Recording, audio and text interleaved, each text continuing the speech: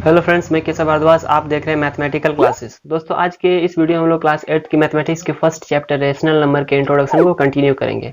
ये इंट्रोडक्शन बहुत ही इंपॉर्टेंट है। सो बिना टाइम वेस्ट किए हम लोग चलते हैं वीडियो की तरफ।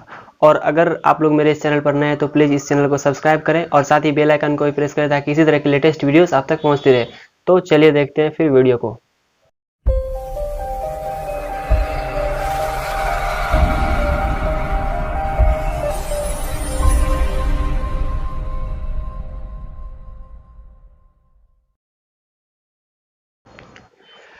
सो हियर इज क्लोजर प्रॉपर्टी। अगर इस प्रॉपर्टी को हमें स्टेटमेंट में लिखना होगा तो हम लोग लिखेंगे closure property means that a set is closed for some mathematical operation. आपके सामने यहाँ दो वर्ड्स आएंगे। इस क्लोजर प्रॉपर्टी के स्टेटमेंट को जब हम लोग डिफाइन करेंगे या फिर क्लोजर प्रॉपर्टी को जब डिफाइन करते हैं तो आपके सामने दो वर्ड्स आएंगे। पहला है सेट और दूसरा है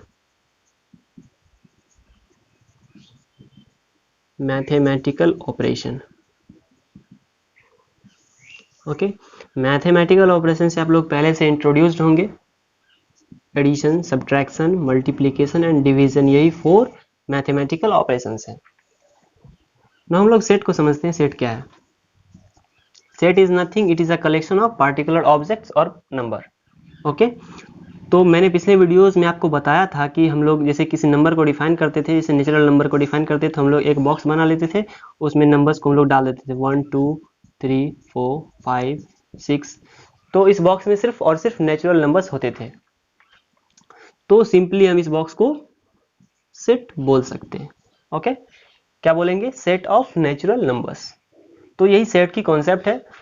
set is a collection of particular object, और पार्टिकुलर ऑब्जेक्ट क्या है? यहाँ नेचुरल नंबर्स है। इस तरह के बहुत सारे सेट्स बनेंगे। जैसे हम लोग एक दूसरा बॉक्स बना लेते हैं, इसमें हम लोग 0 1 2 3 एंड सो ऑन इस तरह के नंबर्स डाल देते हैं, तो ये सारे होल नंबर्स होंगे। तो हम लोग बोल सकते हैं कि ये जो सेट है वो होल नंबर्स का है। ओके, तो यही सेट की कॉन्सेप्ट है। आगे जाकर आप सेट को और डिटेल्स में पढ़ेंगे। फिलहाल सेट की यही डेफिनेशन है। ओके, now हम लोग क्लोजर प्रॉपर्टी को और डिटेल्स में एग्जांपल से समझते हैं। अभी हम लोग फिर से एक बॉक्स बना लेते हैं। जैसे ये बॉक्स था, सपोज एक नेचुरल हम लोग इवन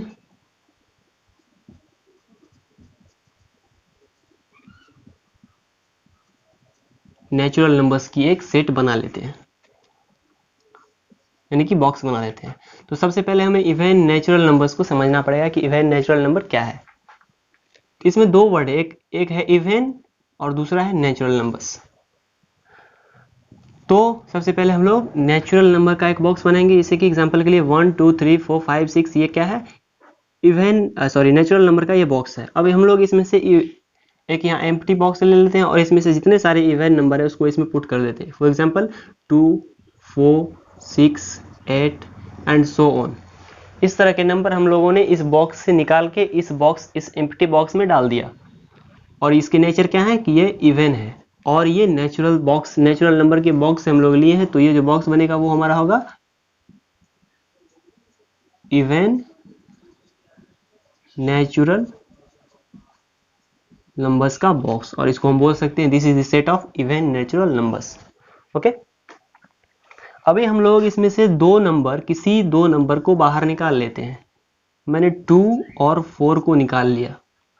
अभी हम लोग इस 2 और 4 पे कोई एक मैथमेटिकल ऑपरेशन करेंगे। तो मैं इस पे सिंपली एडिशन कर रहा हूं। 2 + 4 = 6। आप सभी जानते होंगे इस चीज को।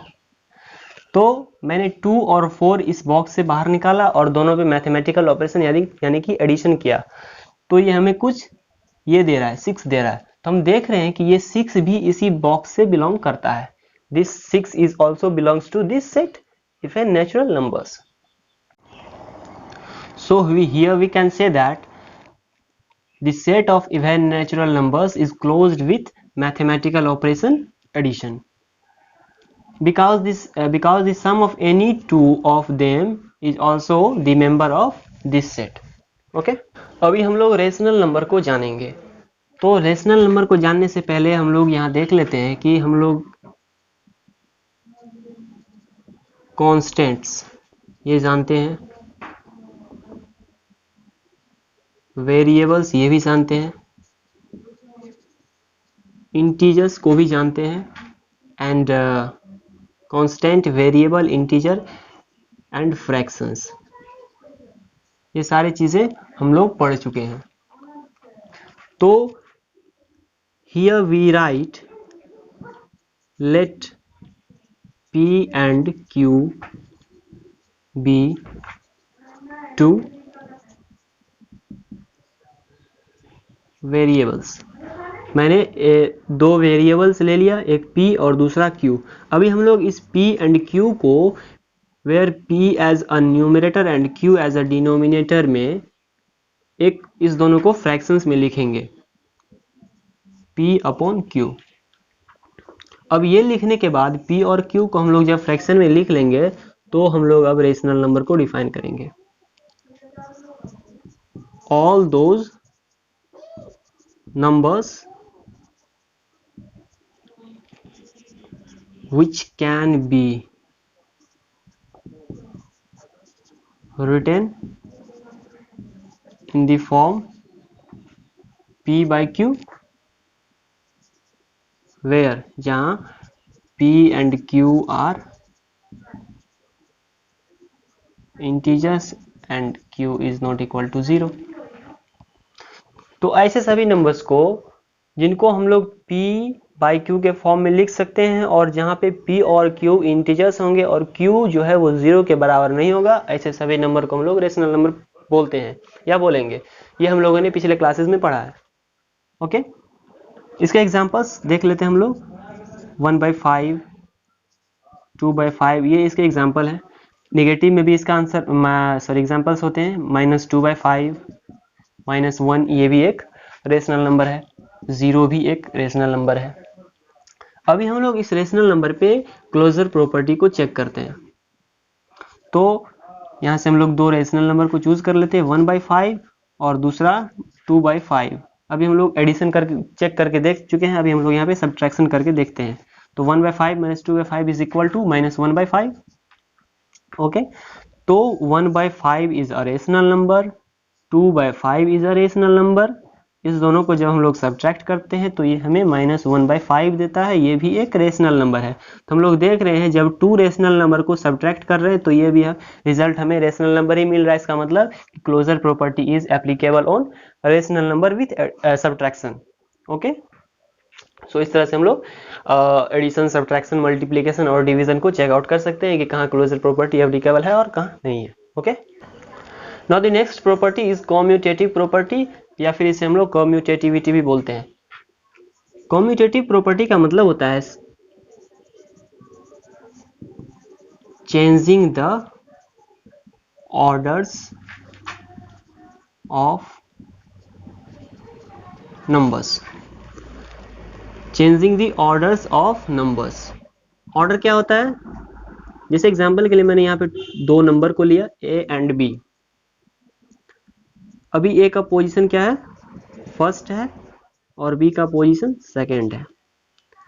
अगर इसके हम लोग ऑर्डर को चेंज करेंगे तो लिखेंगे बी कोमा ए। बी का पोजीशन सेकंड था, यहाँ पे बी का पोजीशन फर्स्ट हो गया। ए का पोजीशन फर्स्ट था, यहाँ ए का पोजीशन सेकंड हो गया। तो यही है चेंजिंग दी ऑर्डर, इसको कि कम्यूटेटिविटी बोलते हैं। तो हम लोग अभी कम्यूटेटिव प्रॉपर्टी को रेशनल नंबर के एग्जांपल से समझते हैं विथ एडिशन। तो सीधा मैं दो रेशनल नंबर को चूज कर ले रहा हूं, 1/5 एंड 2/5। ओके, एंड मैं इसे ऐड कर रहा हूं, तो ये हमें क्या देगा? 3/5। अभी हम लोग इसके ऑर्डर को चेंज कर रहे हैं। तो 2/5 का पोजीशन सेकंड था, मैंने इसको चेंज करके फर्स्ट पे लिख दिया, और 1/5 का पोजीशन फर्स्ट था, तो अभी हम इसको सेकंड पोजीशन पे लेके जा रहे हैं। ओके, अभी हम लोग इसे ऐड करके देखते हैं, तो ये हमें क्या देगा? 3/5। तो यहाँ पे जब ये ऑर्डर था और यहाँ पे जब ये ऑर्डर था, तो देख रहे हैं हम दोनों में रिजल्टेंट हमारा सेम आ रहा है, मतलब रिजल्ट पे कोई फर्क नहीं पड़ रहा है। तो हम लोग बोल सकते हैं कि rational number is commutative under addition. Okay, अभी हम लोग फिर सब्ट्रैक्शन करके देखते हैं। सब्ट्रैक्शन पे सेम 1/5 ले रहे हैं, 2/5 ले रहे हैं, इसको सब्ट्रैक्ट कर रहे हैं, ये हमें क्या देगा -1/5। और जब हम लोग इसे ऑर्डर करके चेंज सब्ट्रैक्ट कर रहे हैं, ऑर्डर चेंज करके सब्ट्रैक्ट करेंगे तो 2/5 -1/5, तो ये हमें देगा 1/5। तो यहाँ -1/5 और यहाँ 1/5, तो हम लोग क्या बोलेंगे, ये इक्वल नहीं है। -1/5 और 1/5 इक्वल नहीं है, तो हम लोग बोलेंगे rational number is not commutative under subtraction. इसी तरह से हम लोग आगे मल्टीप्लिकेशन और डिवीजन पे भी चेक कर सकते हैं। आप लोग करके देखना कि कहाँ ये कम्यूटेटिव प्रॉपर्टी फॉलो करता है रेशनल नंबर और कहाँ नहीं करता है। मैंने एडिशन और सब्ट्रैक्शन बता दिया, मल्टीप्लिकेशन एंड डिवीजन आप लोग खुद करके देखना। ओके, सो यही रहा commutative property. Now the next property is associative property, या फिर इसे हम लोग एसोसिएटिविटी भी बोलते हैं। हम लोग इसे एग्जांपल से समझते हैं, रेशनल नंबर के एग्जांपल से। जैसे ए कोई रेशनल नंबर है, बी कोई रेशनल नंबर है और सी कोई और तीसरा रेशनल नंबर है। अभी हम लोग इस पे मैथमेटिकल ऑपरेशन करते हैं। फर्स्ट एडिशन पे चेक करते हैं, तो जब हम इस तीनों को ऐड करेंगे तो क्या होगा, ए प्लस बी प्लस सी। ओके, अभी हम लोग बी और सी को एसोसिएट कर दे रहे हैं, तो हमें चेक करना है कि क्या ये association of A plus B plus C ये दोनों इक्वल है या नहीं। एसोसिएट का मतलब होता है साथी, तो अभी बी के साथ कौन है, सी है, और यहाँ ए के साथ बी है, तो कि क्या ये दोनों इक्वल होगा। तो हम लोग एग्जांपल लेते हैं रेशनल नंबर का, 1/2, 1/5, 2/5 और 3/5, ये 3 रेशनल नंबर है। अभी हम लोग इसे एसोसिएट करके चेक करते हैं विथ एडिशन, 1/5 प्लस 2/5 प्लस 3/5। 2/5 और 3/5 को एसोसिएट करके चेक कर रहे हैं अभी हम लोग, तो ये हमें क्या देगा 1/5 प्लस, सिंपली इसको ऐड करेंगे तो ये 5/5 देगा। ओके, और ये हमें फिर इसे ऐड करेंगे तो ये 6/5 देगा। अभी हम लोग इधर चेक कर रहे हैं, यानी कि a प्लस बी को एसोसिएट करें, मतलब 1/5 प्लस 2/5 को एसोसिएट करेंगे, और प्लस c मतलब 3/5, तो ये हमें क्या देगा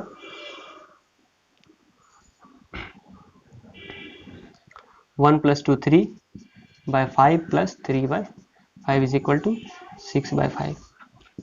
क्या दोनों इक्वल है, तो हाँ 6/5 इज इक्वल टू 6/5। तो इसका मतलब कि associative property under addition of rational number है, यानी कि फॉलो करता है rational number, associative property under addition follow करता है। इस तरह से हम लोग सब्ट्रैक्शन पे चेक करेंगे। अभी मैं मल्टीप्लिकेशन पे करके दिखा रहा हूँ।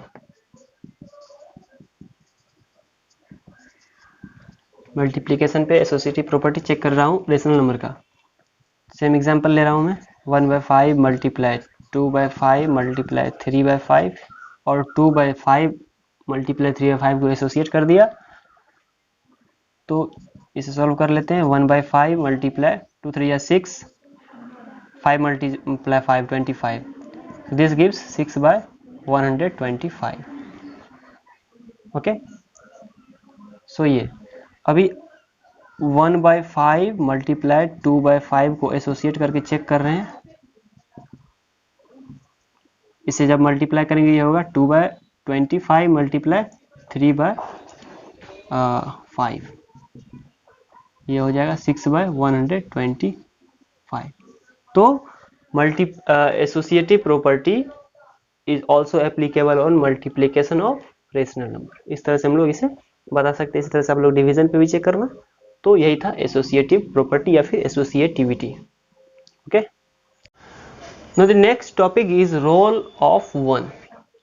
एक की क्या भूमिका है, तो हम इसे बताने की कोई जरूरत है नहीं कि वन की क्या भूमिका है। ओके, वन को किसी भी नंबर से मल्टीप्लाई करेंगे तो वो हमें क्या देगा, वो नंबर खुद। If 1 is multiplied with any number, it gives the number itself. Okay, तो यही है 1 की भूमिका मल्टीप्लिकेशन में. So the next topic is negative of a number. किसी भी नंबर का negative form.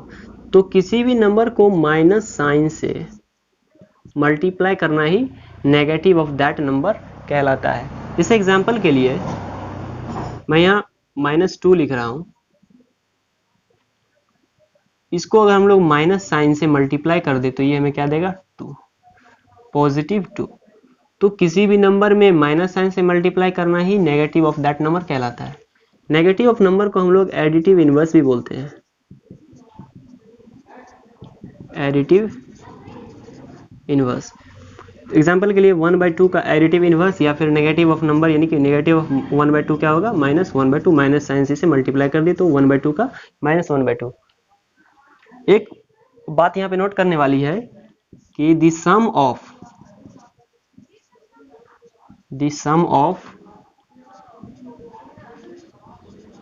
a number and its additive inverse is 0. The sum of a number, किसी नंबर और उसके एडिटिव इनवर्स का जो सम होता है वो 0 होता है. एग्जाम्पल के लिए 1/2 का एडिटिव इनवर्स या फिर negative of 1/2 is equal to -1/2. अब हम लोग इस दोनों को जोड़ देते हैं, ऐड कर देते हैं. 1/2 प्लस -1/2 इट गिव्स 0. एग्जाम्पल आपके सामने है, रिजल्ट आपके सामने है. So negative of a number is also known as additive inverse. यही था negative of number. Okay, now the next topic is multiplicative inverse. ये सारी चीजें हम लोग पिछले क्लासेस में पढ़े हैं.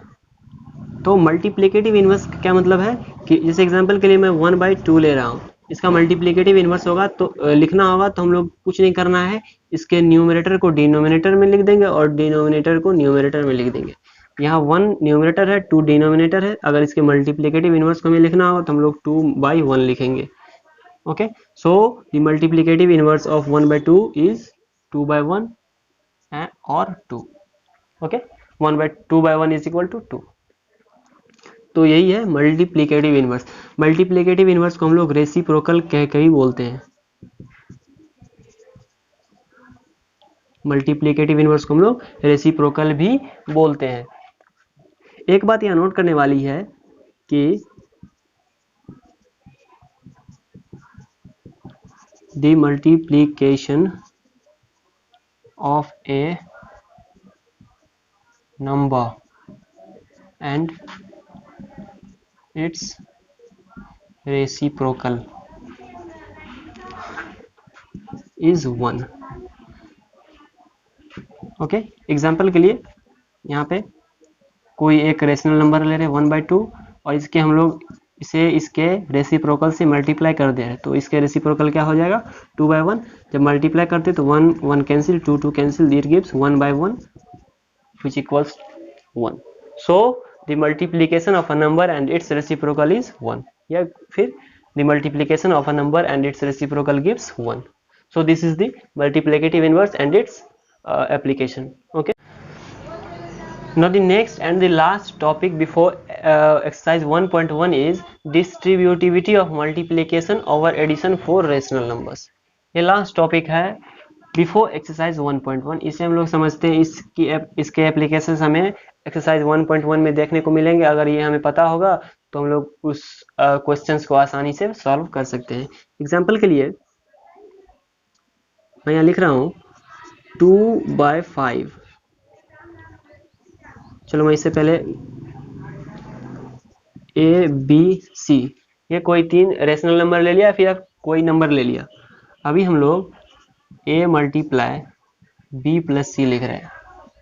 तो distributivity of multiplication over addition for rational numbers का मतलब हुआ कि इसे हम लोग एक्सपेंड करके A multiply B plus A multiply C लिख सकते हैं. A is multiplied with B plus C. B plus C से A मल्टीप्लाई किया गया है. तो A को हम लोग सबसे पहले B से मल्टीप्लाई करेंगे. यहाँ पे प्लस का साइन है तो यहाँ प्लस का साइन डालेंगे और a मल्टीप्लाई c को यहाँ लिखेंगे। इसे हम लोग इस तरह से लिखेंगे। यही है distributivity of multiplication over addition for rational numbers. इसके बहुत सारे एप्लीकेशंस एग्जांपल्स देखने को मिलेंगे आपको एनसीईआरटी के बुक में। और ये सारी चीज़ें पढ़ने के बाद हम लोग एक्सरसाइज 1.1 को बहुत ही आसानी से सॉल्व कर सकते हैं। इसीलिए इंट्रोडक्शन की हमें ज़रूरत होती है।